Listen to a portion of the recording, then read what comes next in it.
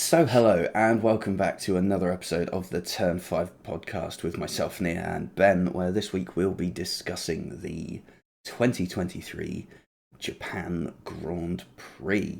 An early one for us UK viewers, or in my world, a late one, because that was right at the end of my night shift. So, yeah, interesting. I didn't even bother trying to get up for it because I was like, no way am I staying awake through the whole thing. Oh, I finished work at 7 a.m. The race started at 6, so for the last hour of my shift, I'm kind of like surreptitiously trying to watch it on my phone while also continuing to work. I was at work at 10 and I was like, nah, there's no way I'm going to be able to stay awake to watch the entire thing. It was a bit eventful, shall we say? Yeah, it was good. It was a good race. Once again, Red Bull back on form, as sort of everyone expected. Max with the... What? I saw loads of people saying with the trophy, like, it was kiss it and light it up. Smooch activated.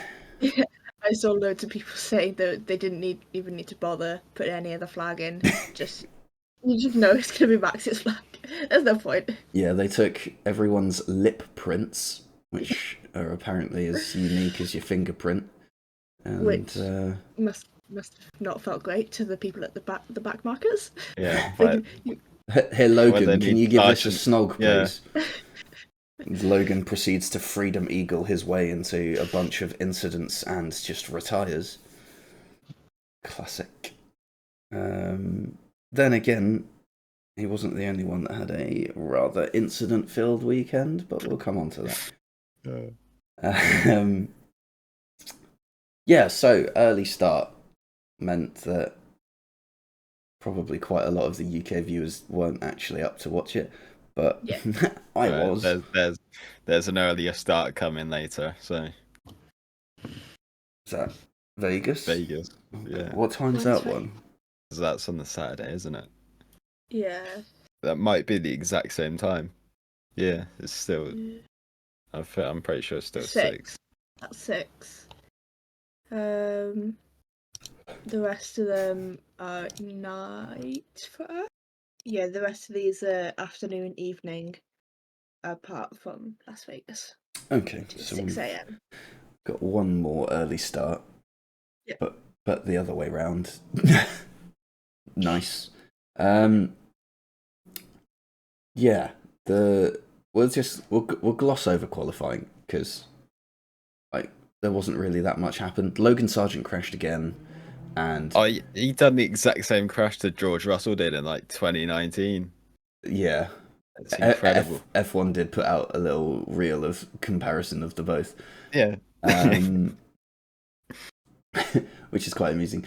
But Max Verstappen proceeded to give you the biggest pole margin at Suzuka since Michael Schumacher in 2004. Just to kind of drive home the dominance of him in that car. It's funny that he done his first lap in Q3, and he could have just put his feet up after that, and he'd still be half a second up. Yeah. I mean, it just goes to show what he can do in that car. Because at this point, it has to be said, it's not just the car. Because if it was just the car, a certain second driver wouldn't be as bad as they are. But hey, that's none of my business. It's alright when no one's in front of you. Yeah. So yeah, race start. Everyone's watching at the front because it's Max and 2 McLarens, and Oscar tries to sneak down the inside, and then Lando sees an opportunity and tries to go around the outside, and then all of a sudden there's a massive dust cloud in the back, and everyone's like, wait, what was that? You kind of had to split your vision and have one eyeball watching the front and one watching the back to actually see what was going on. But even after the replays, I'm still not entirely sure what happened at the back. But I know towards the front you had 4 cars wide being 2 Ferraris, a Mercedes, and Perez. Yep. And then at the back you had, was it Ocon squeezed and Alfa into Williams, was it? So I know Albon was the one that went sort of flying up in the air. Mm. And then Ocon was on, there's like a car between Albon and Ocon. Ocon sort of squeezed and came over, which caused the car in the middle to swoop over to Albon, which caused Albon to go airborne. Then you had like Sargent and God knows who behind that as well. Yeah. It was messy. But it's one of those ones where you can barely see what's alongside you in one car, let alone if there's a second car beyond that. Yeah. So They need like a spot on the radio, don't you? 3 wide. They're like, oh, 2 cars left. Then again, for Logan, that might sound like a challenge. 2 cars left, how to take them out. That sort of began the whole debacle of everything going wrong for everyone. Both Alfa Romeos were quite badly damaged in it. Bottas had a puncture and came in for a front wing. It looked like Joe had 2 end plates on the right hand like, end of his wing. On his like front nose. Yeah. It's so weird. So he obviously had someone else's end plate that didn't belong to him. Then, I mean, Albon had damage. Christ, who else had damage? Like half the grid had a bit of damage. I think both Williams got damaged from the start. Yeah. Bottas's seemed to be significantly more terminal than everyone else's because he went around for a couple more laps, did another pit stop, and then they just went, nah, and retired him after 7, which was annoying because I had Logan Sargent down to DNF first. I thought that was a sure bet. But no, he even survived longer than a certain Red Bull driver who has had, what a weekend. But you say that, I didn't think his move on Albon could get any worse. But it has. Introducing Kevin Magnussen.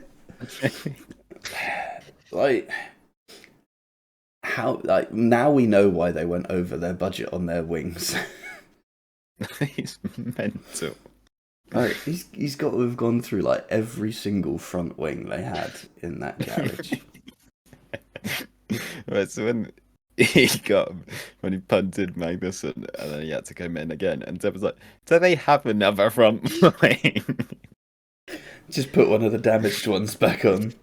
This one's less damaged than the one you've got, so you have to make it work. Deal with it. It's your own fault. Your actions have consequences. That'll be coming next year. When he doesn't get his contract renewed. Yeah. If he makes it to next year. Yeah, good point. Well, they've announced the AlphaTauri lineup.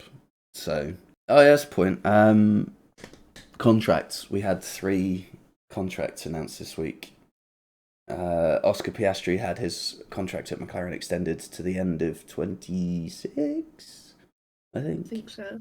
And both the AlphaTauri drivers retain their seat for next season. So the driver pairing will be Yuki Tsunoda and Daniel Ricciardo. And unless Liam Lawson can fill in on that Williams seat, he's expected to take the test and reserve driver role. Yeah, and then I seen something earlier that said Lawson's going to take the reserve driver role, and then Red Bull have got to guarantee him a seat for 25, whether that's AlphaTauri or Red Bull. Okay, that's interesting. That would be good for him. But that Yeah, means someone's on the move next time around, so... Perez. Yeah. It does mean that the last seat left to fill on the grid is Logan Sargent's seat at Williams. Be Mick, please. Yeah. Oh. As much as I want it to be Mick, I have a feeling it's not going to be, and instead it's going to But be it can't be Drugovich. Logan, though, can it? No, if it's Logan, I'll eat my shoes. Yeah, Felipe's deserve this. I'm fine with that.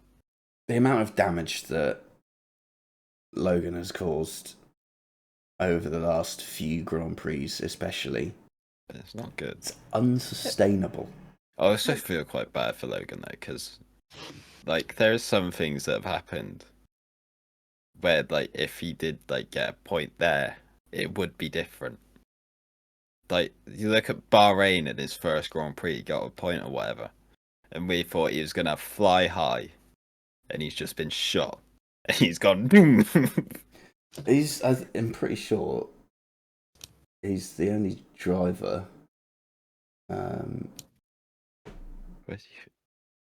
that doesn't have any points. Oh, do you know? Except Danny Rick. Was he 11th then? Yeah, must have been. He didn't. Danny Rick. 12th.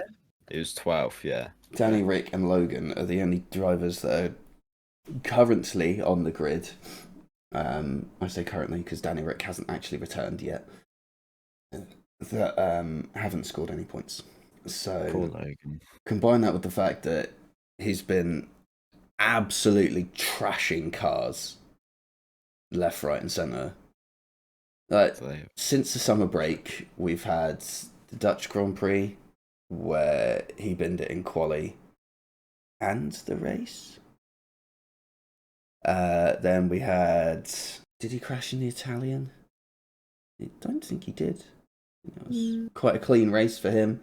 But then Singapore, he crashed. And Japan, he's crashed. And he's costing the team a lot of money. DNF, Netherlands, 13th Italy, 14th Singapore, and DNF. From last week at Singapore, he cost the team 2.8 million. That's rounded up. Technically, it's 2.794, but I've just rounded it up. Yeah. And that's not included in Japan this week. So... Yeah. So... And the top three drivers on that rank are Sargent, Stroll, and Perez, which is very interesting. You can't really say you're surprised at that. But then, if I remember correctly, Max is at the bottom of that list.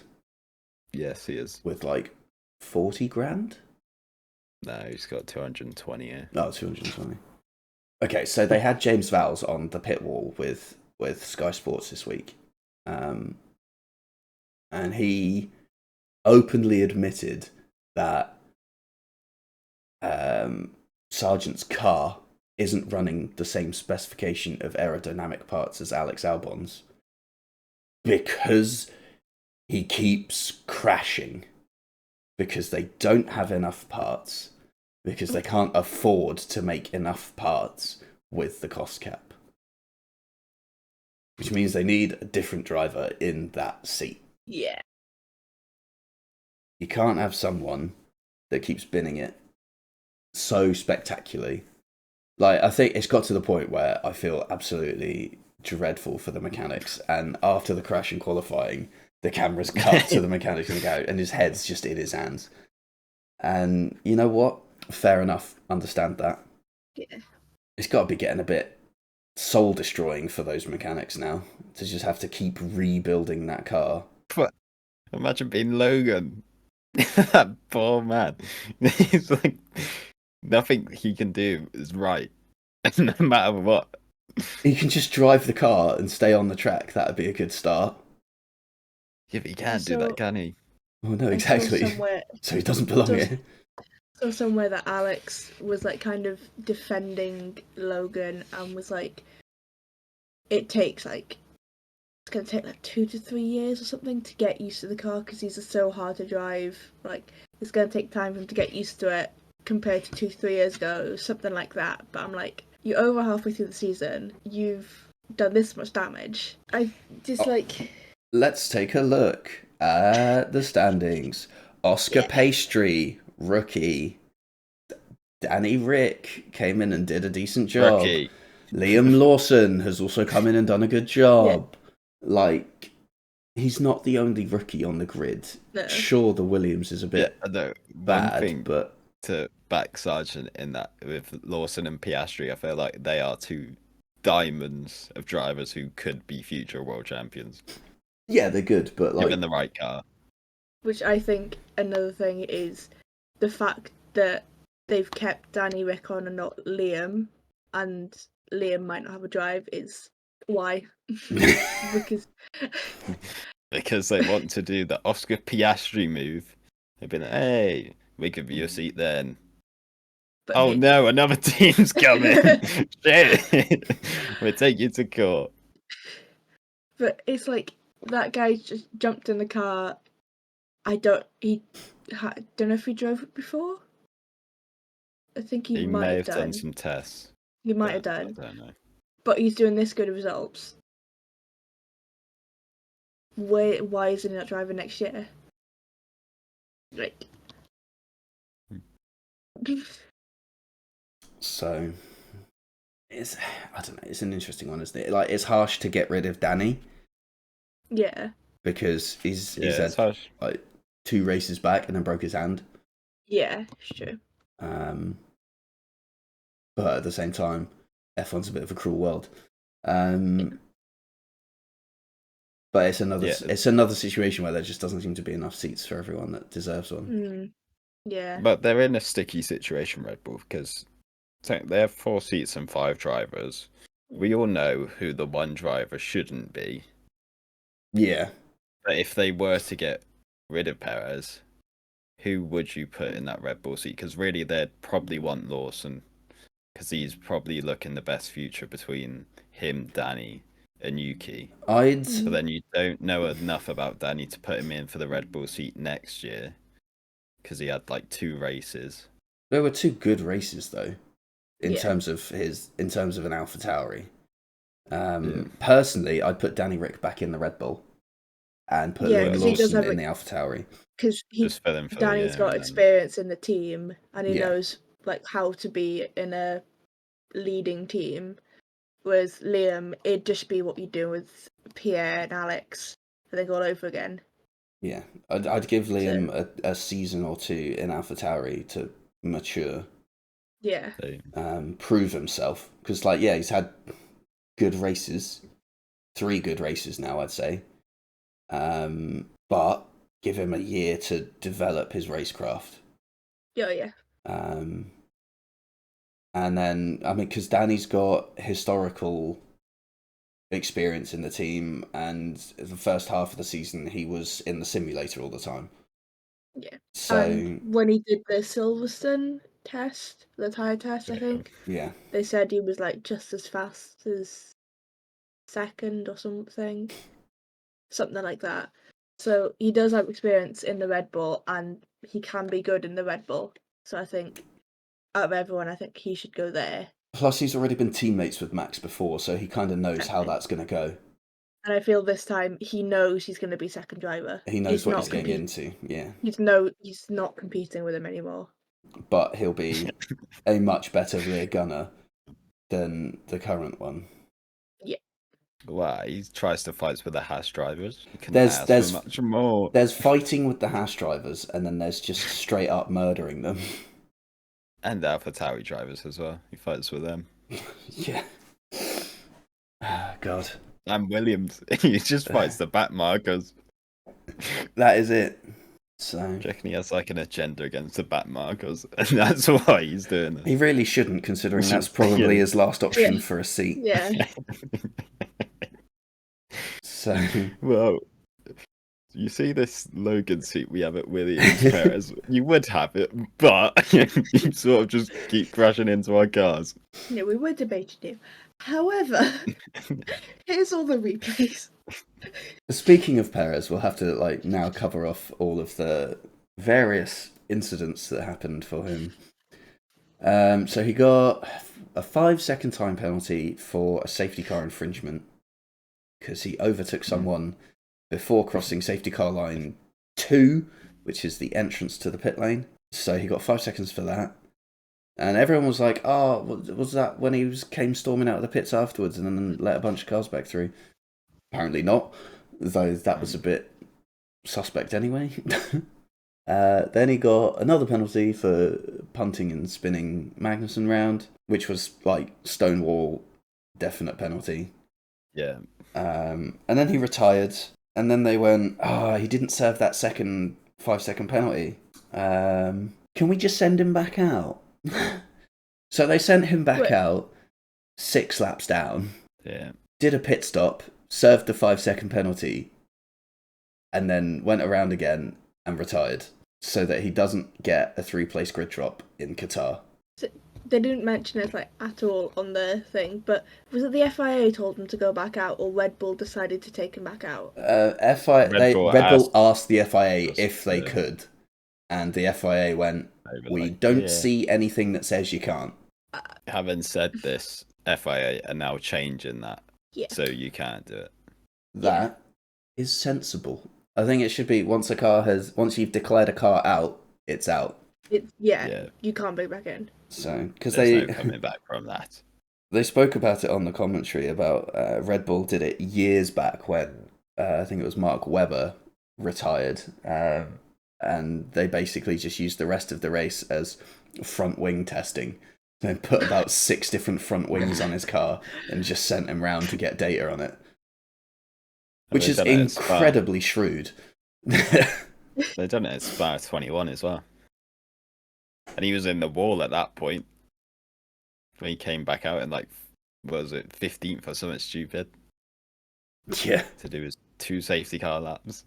That would be a good rule change. It was quite funny to see him on the leaderboard plus 6 laps, do a couple more laps and still remain exactly where he was, behind cars that were out.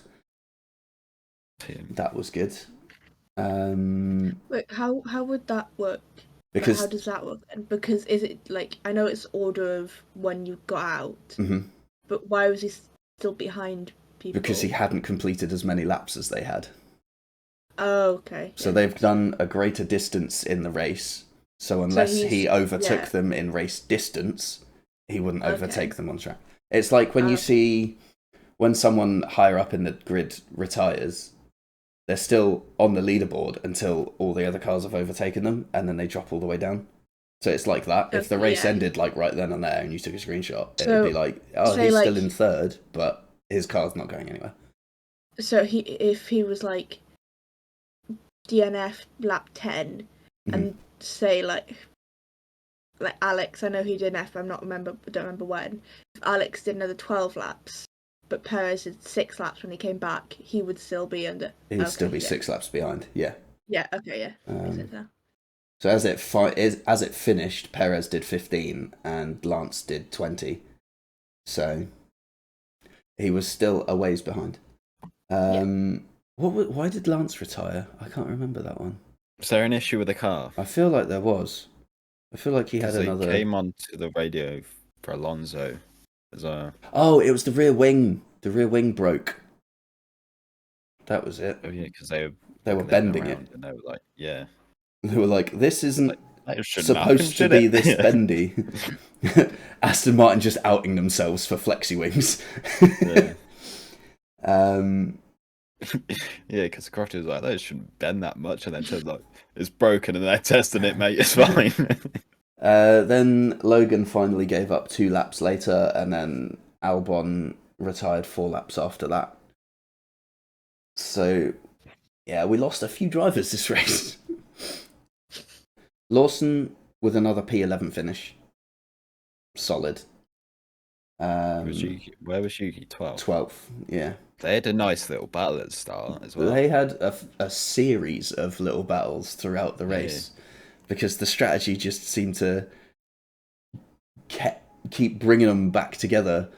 And it's like, surely you should keep them apart at this point if you're just going to cost yourself time fighting each other.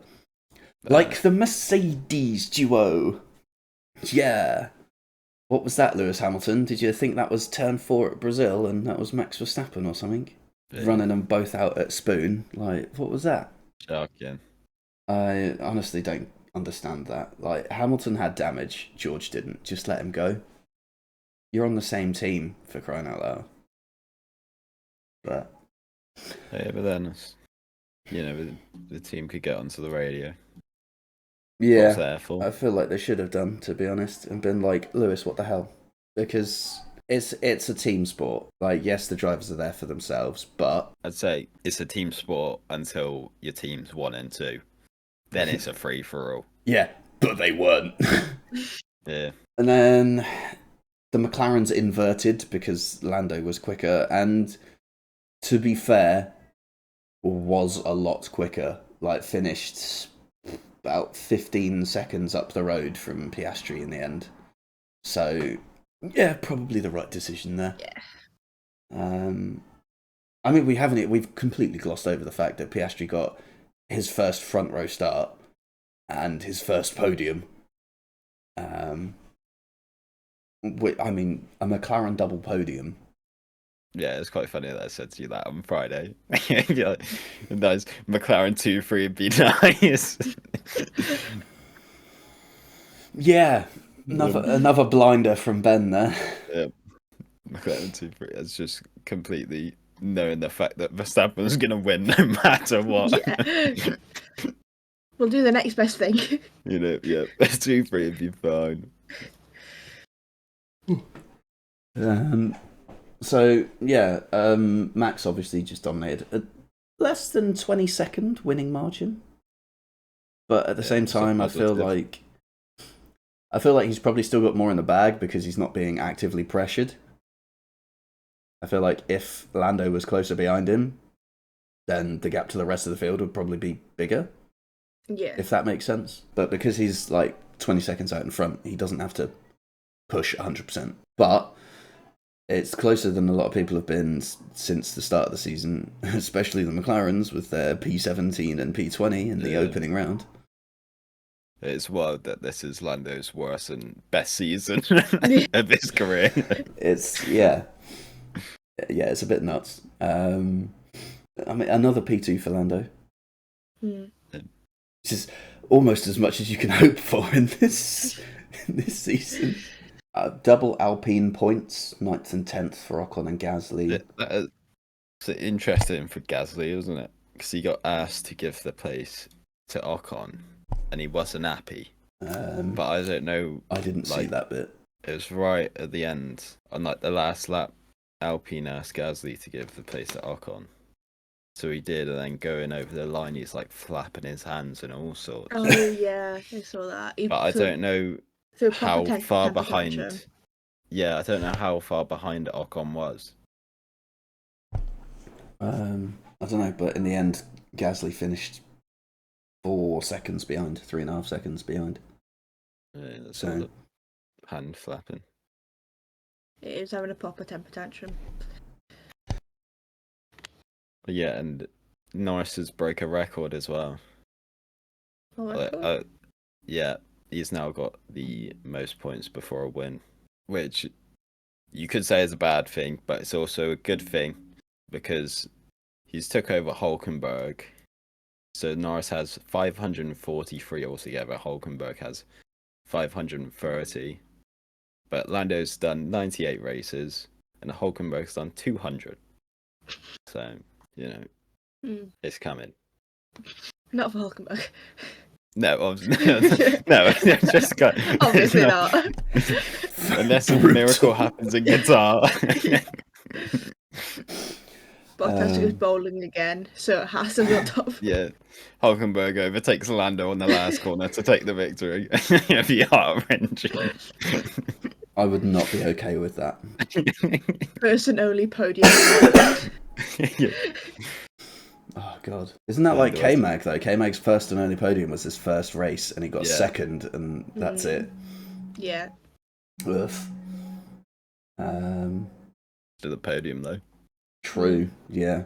Then we had He's at a pole position as well. That's enough. How much more do you want? Then we had the Mercedes team being dumb, shall we say, at the end. George tried the one-stopper, it wasn't working. George wanted to do the Carlos Sainz tow him along strategy. Lewis wanted to get let through. I feel like if they were going to just let him through, they should have just let him through straight away. But instead, they twiddled their thumbs a little bit and toyed everything over. And then they tried to get Lewis to pull George along with DRS, which just meant that Charles Leclerc scampered off into the distance instead of being closed down by Lewis. So, yeah, and that ended up costing George a place because Sainz got past him. So I feel like we've seen a bit of a bad race from Mercedes there.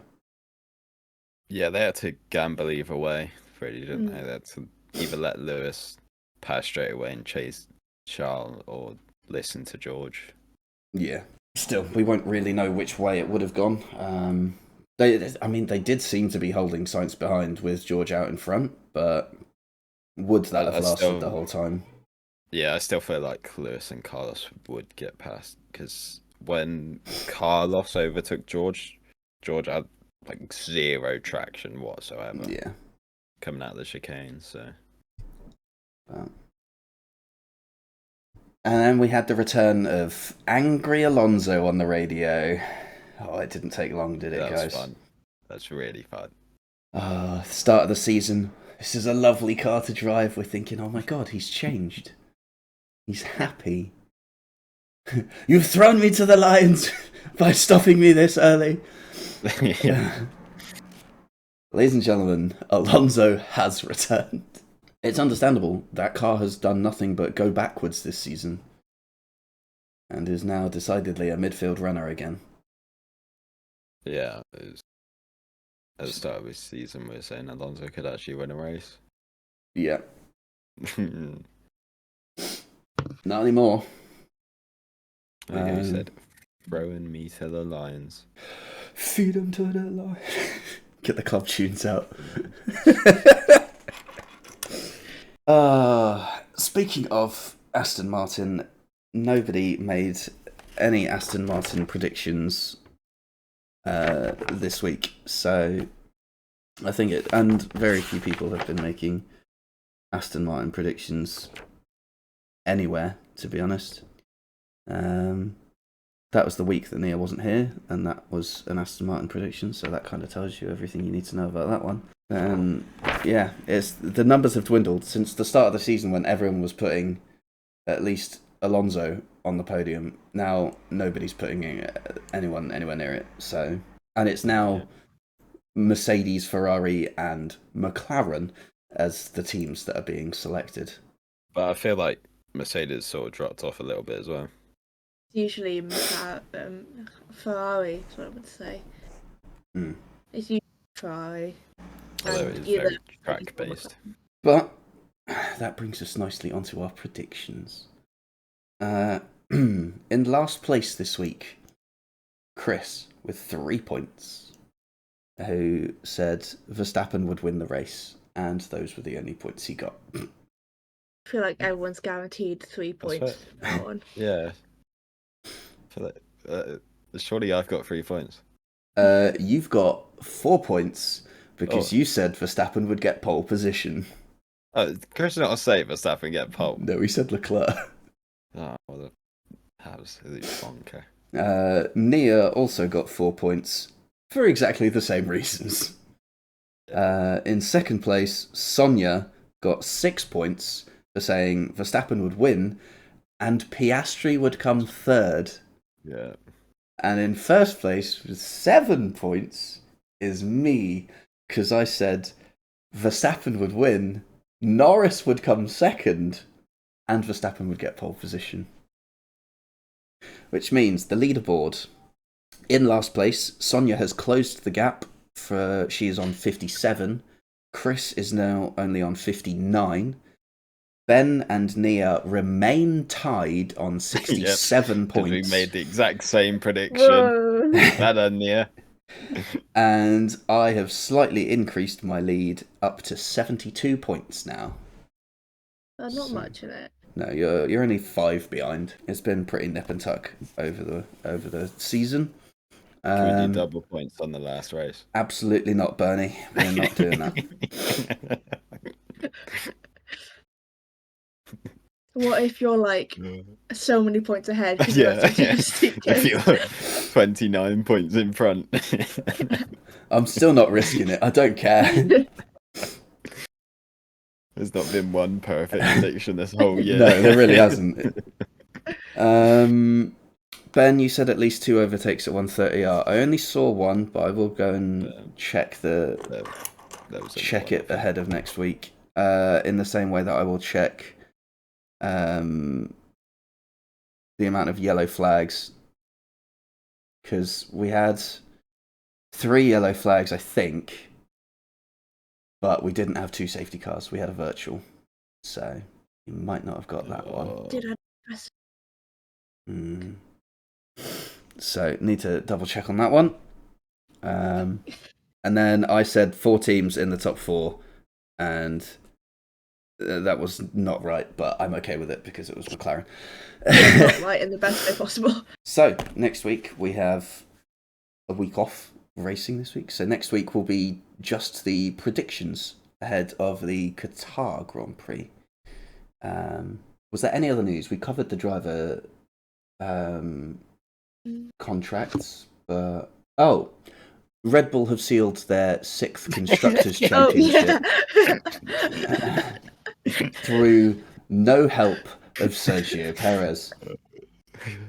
How many of the points with Perez? Max has enough points to lead the Constructors' Championship on his own, the last I checked. Well, if Mercedes was a constructor, then he'd be 4th, with Aston Martin 2 points behind him. Max Verstappen is on 400 points. Mercedes on 305, and they're second. So Max has a 95-point lead over 2nd place in the Constructors' Championship. That's savage. You can basically say Max Verstappen is leading the Constructors' Championship. Yeah. In a couple of rounds, we'll be able to say he has secured his first Constructors' Championship. Outrageous. I think that's about it for this week. It was that far gone, we forgot that they won the Constructors' Championship. It was actually finalised this week. Yeah. And our prediction of Verstappen winning the championship in the Qatar Sprint might actually come true. Yes. It is possible. Wait, he hasn't won the championship yet? No, he can mathematically win it on a Saturday, which we worked out a few weeks back. I was trying to think I can't remember where, but I was trying to think, has he actually won the championship or not? No, it's still mathematically possible for Perez to catch him until Saturday's sprint race. Yeah. So, with that said, until next time, thank you for listening and or watching, and we will see you again. Goodbye.